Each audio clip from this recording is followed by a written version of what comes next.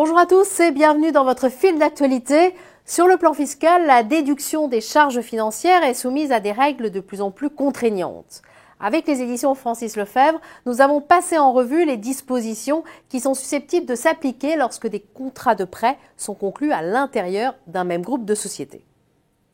Au sommaire, 1. Lorsqu'une société emprunte auprès de l'un de ses associés. 2. Les emprunts auprès des entreprises liées. 3. Les autres restrictions. Top chrono, c'est parti.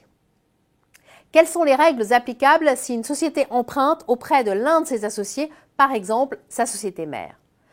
En cas d'emprunt auprès d'un associé, 2 règles restrictives s'appliquent dès lors que l'emprunteuse est soumise à l'impôt selon un régime de bénéfice réel. Première restriction, les intérêts versés aux associés ne sont déductibles qu'à condition que le capital de la société emprunteuse soit entièrement libéré. Seconde restriction, le taux des intérêts versés aux associés est plafonné. À titre d'exemple, le taux maximal est égal à 2,79% pour les sociétés dont l'exercice coïncide avec l'année civile 2014. Les intérêts qui excèdent cette limite doivent être réintégrés au résultat fiscal de la société emprunteuse. Par exception, le taux maximal peut être dépassé dans certaines conditions lorsque la société emprunteuse est soumise à l'IS et que l'associé prêteur est aussi une entreprise liée.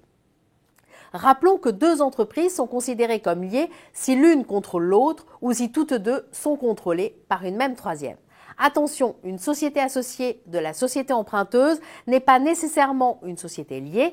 Par exemple, si elle ne détient qu'une participation minoritaire dans cette dernière et n'y exerce pas de pouvoir de décision.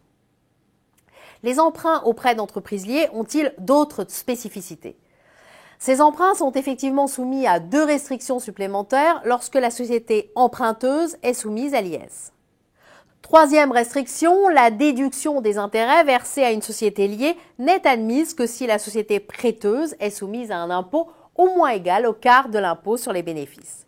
Cette disposition a pour objet de lutter contre certains schémas optimisants par lesquels une société emprunteuse déduit la totalité des intérêts versés à une société prêteuse du même groupe qui n'est que faiblement taxée, voire pas du tout, sur les produits reçus en contrepartie. Une 4e restriction a pour objet d'éviter que la société emprunteuse ne soit sous-capitalisée, toujours à des fins d'optimisation fiscale.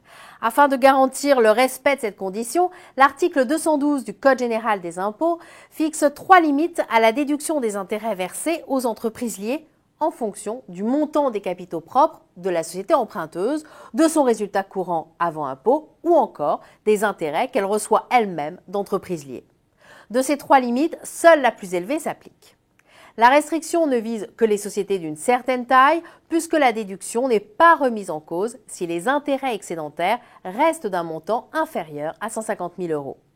Les intérêts non déduits sont reportés sur les exercices suivants après défalcation d'une décote de 5% par an. Ces 4 restrictions sont-elles les seules? Non, on peut encore en citer 2 autres qui s'appliquent indépendamment de tout lien entre prêteur et emprunteur.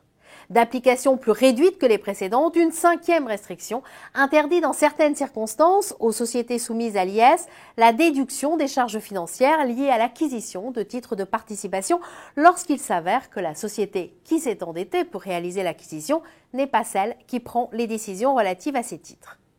Surtout pour les intérêts qui restent déductibles après tous ces contrôles, une 6e restriction, appelée règle du rabot, a pour objet de diminuer forfaitairement le montant des charges financières déductibles à 75% de leur montant. Cette règle ne s'applique qu'aux relativement grandes entreprises dont le total des charges financières atteint un montant net de 3 millions €. Voilà, c'en est tout pour aujourd'hui. Merci de votre attention et à très bientôt.